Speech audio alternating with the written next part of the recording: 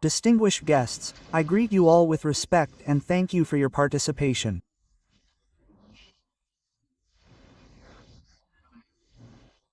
I also extend my thanks to Professor Ali Shahirliolu, who, with his strong team, made the organization of this workshop possible.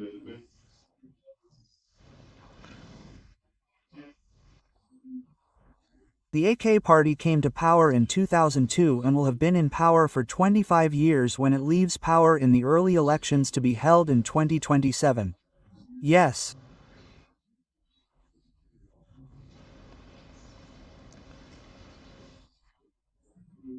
That is, roughly 1 year of the history of the Republic has been spent under AK Party rule. During this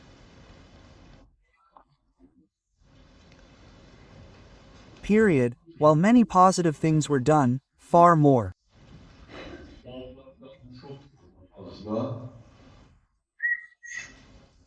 negative and harmful policies were implemented in these 25 years.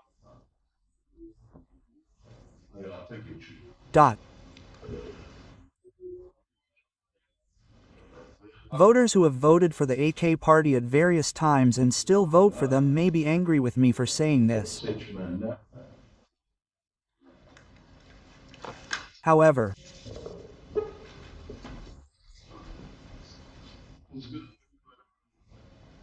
before expressing their anger, aren't you being unfair? Weren't many good things done? Don't you see these? Before saying that, I'd like to ask them a question. Imagine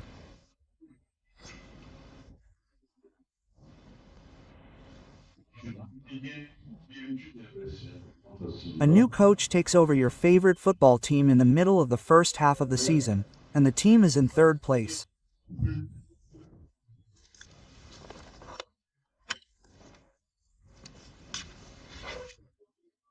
After the new coach arrives, the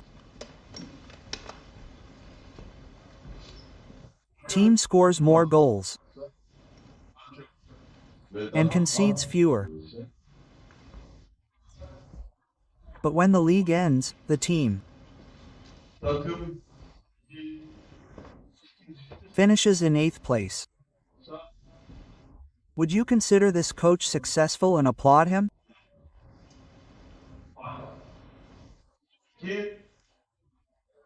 No, this means that other teams scored far more goals and conceded fewer, which is why this team dropped from 3rd to 8th place at the end of the league.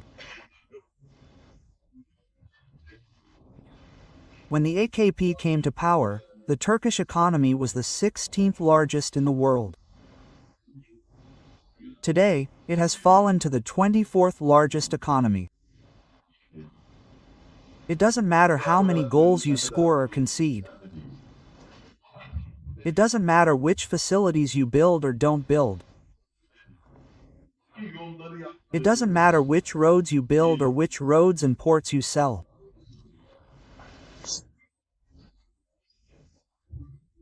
The result is what matters, and this result shows that Turkey has regressed globally in the last 25 years.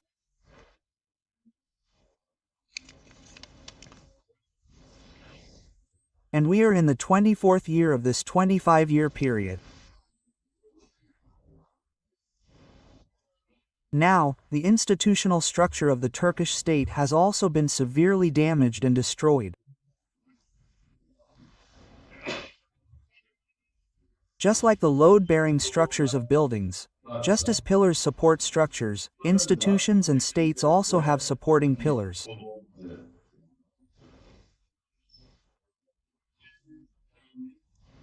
And the institutions that are the supporting pillars of our state were severely damaged during the AK Party's rule.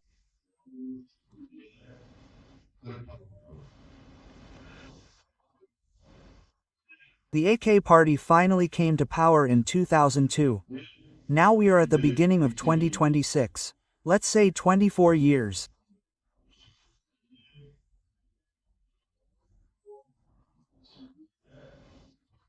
In 14 of those 24 years, The FIDO espionage and terrorist organization established a parallel state within the state and seized control of some institutions.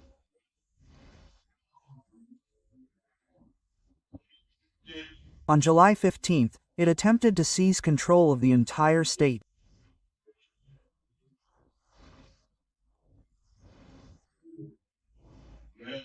And was narrowly prevented. Yes, FIDO was gone on July 15, but the Meadows, a term referring to a specific type of organization, came. The government learned nothing from what happened. It continued to divide state institutions among religious sects and communities. However, this is contrary to the logic of being a state. Especially, it is completely contrary to the Turkish state tradition, which has one of the oldest state traditions in world history. Power is not shared. State power is never shared. There has only been one government in 4,000 years of Turkish history that shared power with religious communities and sects, and that is the AK Party government. And victory. One of the founding goals of his party is to return the Turkish state to the Turkish nation.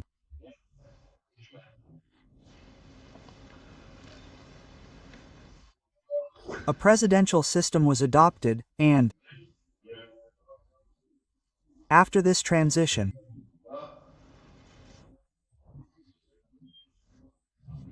a severe economic crisis began, now entering its 9th year.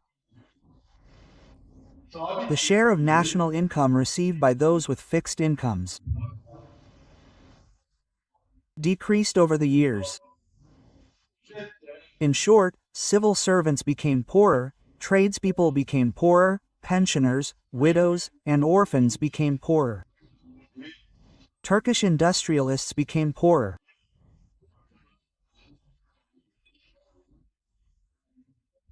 Turkish industrialists began to leave Turkey, disconnecting from international competition, and in summary, while 85% of the Turkish people became poorer, a small minority of rentiers continued and continues to get richer.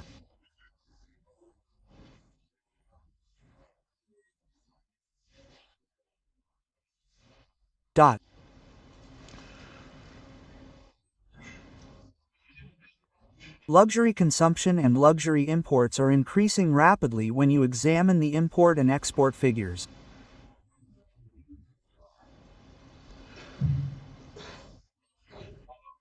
Whether in Ankara or in Istanbul, Eskişehir, Mersin, and Antalya, where I have been in the last 15 days.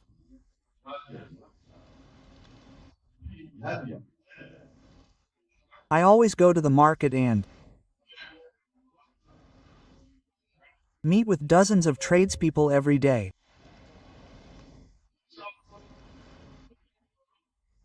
Tradespeople are the lifeblood of the economy. They pay taxes, create employment, and actively work themselves.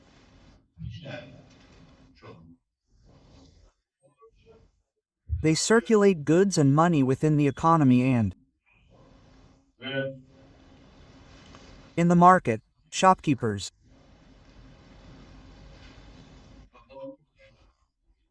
Those in the Grand Bazaar, those in the shopping malls, they all give the same answer.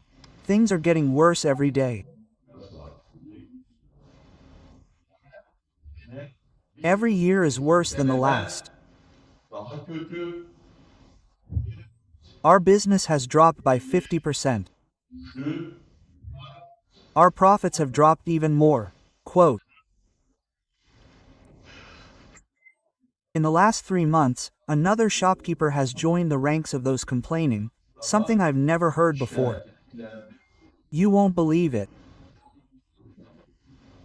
Even jewelers are now complaining about the economic crisis.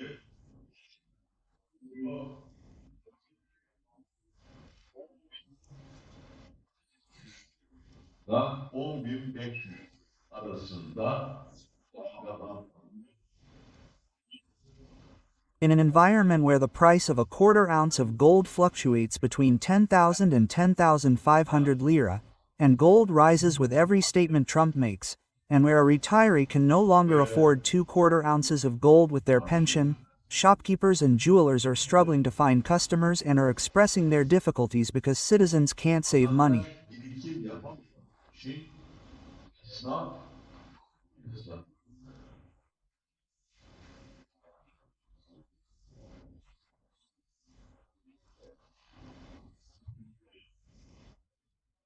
During all my visits, I only encountered one shopkeeper who didn't complain.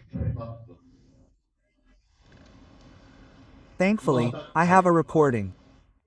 I'll share it tonight. I went into a perfume shop in Istanbul. I asked how business was. They said, "Very good." I wondered to myself, are we in Switzerland? Did we meet in the wrong place? Quote, I said, "Seriously, sir, this is really good business." I said, "You're selling perfume, but people usually give up on perfume during an economic crisis." He said, "We sell imported perfumes." I said, "What's your most expensive perfume?" He went and got one from the shelf. 1,000 lira, sir, he said. 61,000. That's my cheapest perfume. Quote, what is it then? I asked. 2,500 lira, he said. I said, your prices aren't that high, are they? Wow, you're selling like a duty-free shop. Quote, he said, we're importers. We buy wholesale. We sell within the country. Quote,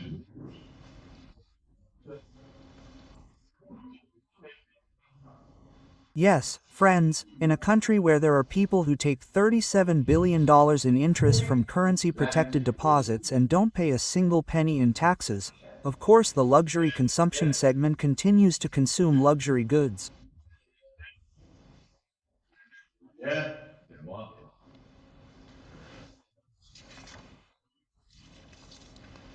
And again, I had a conversation with an antique dealer friend.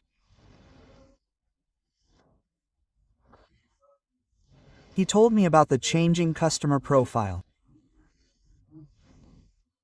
He said a gentleman came to the shop. He liked a statue. He asked how much the statue was. He said, that was the price. He looked. He asked, isn't there a bigger one? Yes.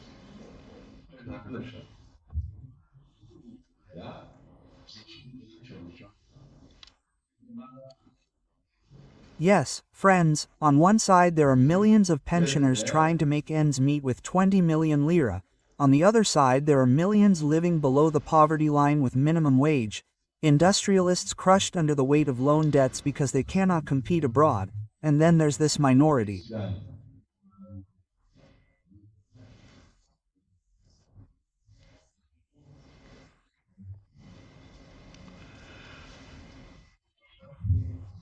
The AKP is leaving power, abandoning power.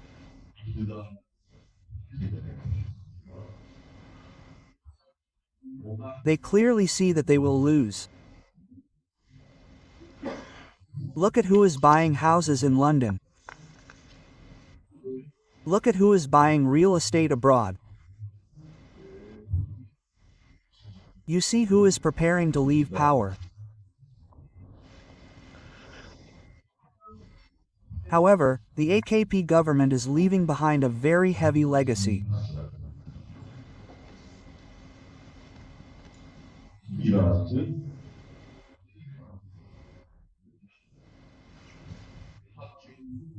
The government that will inherit this legacy needs to know very well what it will do from day one, how it will do it, and with whom it will do it.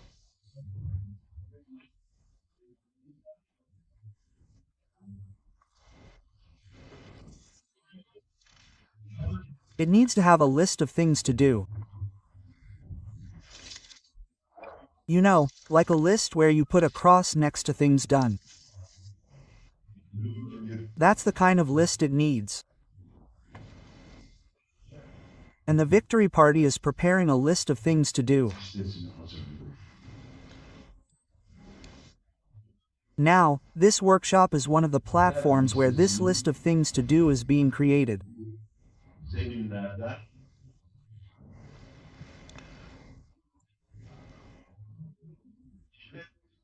For example, on the first day, the state planning the re-establishment of the organization, the implementation of 5-year and 15-year development plans that constitute Turkey's strategic intellect and strategic memory, the establishment of military schools starting from middle school, including the middle school sections of Kuleli, the Naval High School, and the Air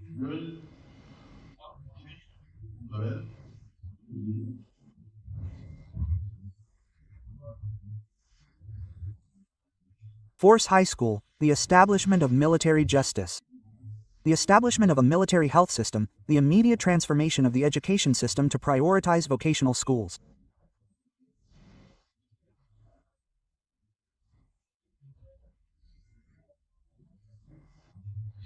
The rehabilitation of universities,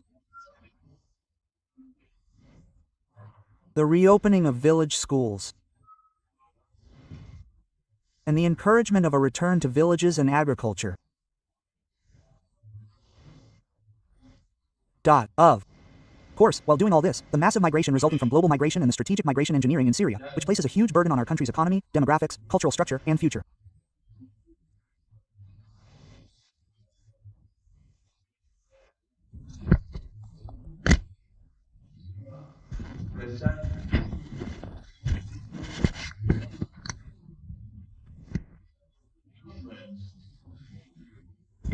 Must be reversed, and the 13 million refugees in our country must be returned to their homelands.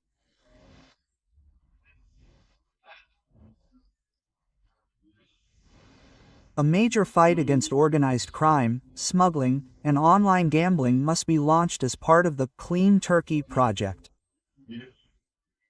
Of course, a significant devastation is observed in the health sector.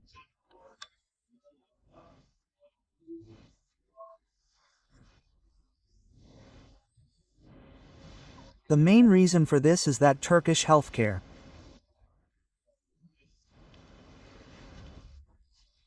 has been managed by private hospital owners since the AK party came to power.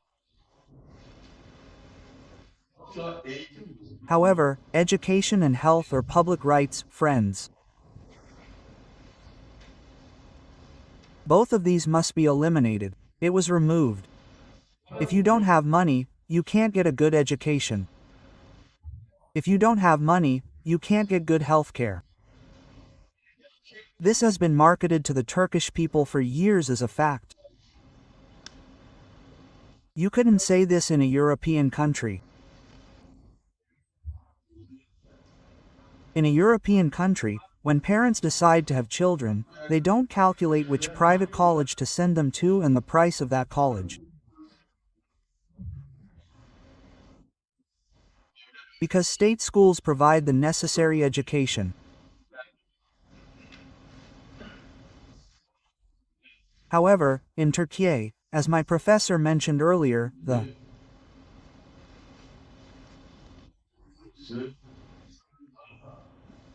number of children is rapidly decreasing, and one of the important reasons for this is economic pressure and devastation.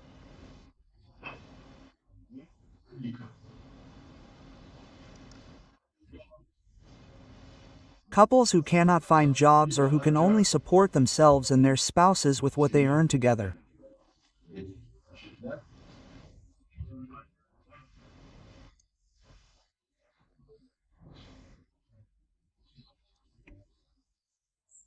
They postpone having children because of the anxiety of how they will send them to school, how they will take them to which private hospital when they are sick, and in healthcare. And another reason for this negative trend is undoubtedly that since 2002, the Ministry of Health has been under the control of religious sects and communities.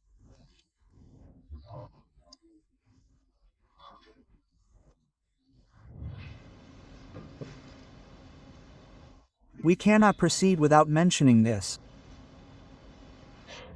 It's not just FETO that's bad. the moment religious sects and communities interfere in state life.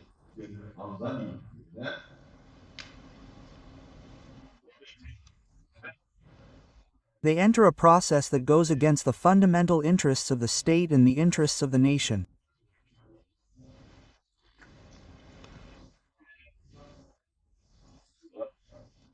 Likewise, here at the workshop today, as stated, a significant decline in the quality of health education has also been observed during these 25 years.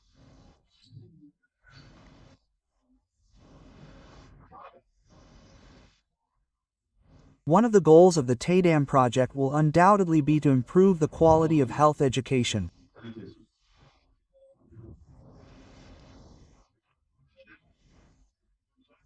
The claim that doctors go abroad for economic reasons is a big lie.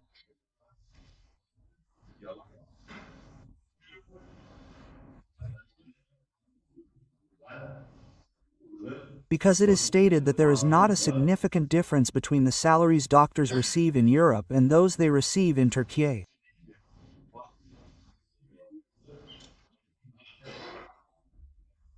It's around €3,000 to €4,000. So, why do these doctors go abroad?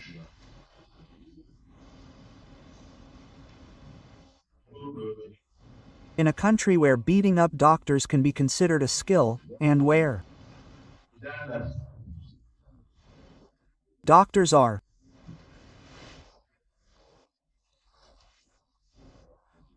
told to leave if they want to, it is quite clear that doctors are going abroad.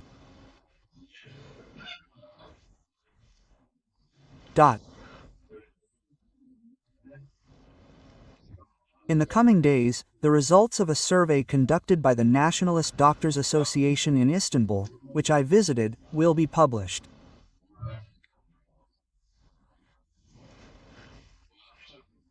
I have the research, but since they haven't published it, it wouldn't be ethical for me to share the results here.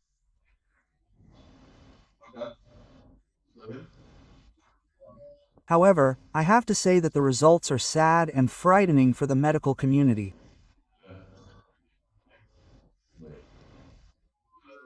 Many doctors, if given the chance to choose their profession again, would not want to be doctors.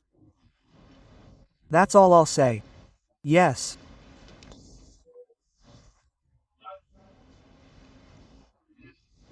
This workshop shows us. He helped us finalize the roadmap we prepared.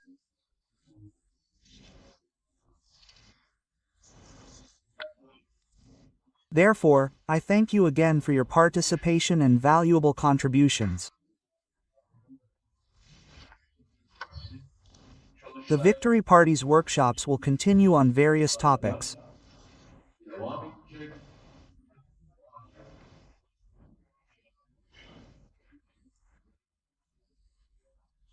Every month, we will bring one of Turkey's fundamental issues to the agenda with a workshop, and we will share the Victory Party's cadres working on this issue and its roadmap to power with our entire nation.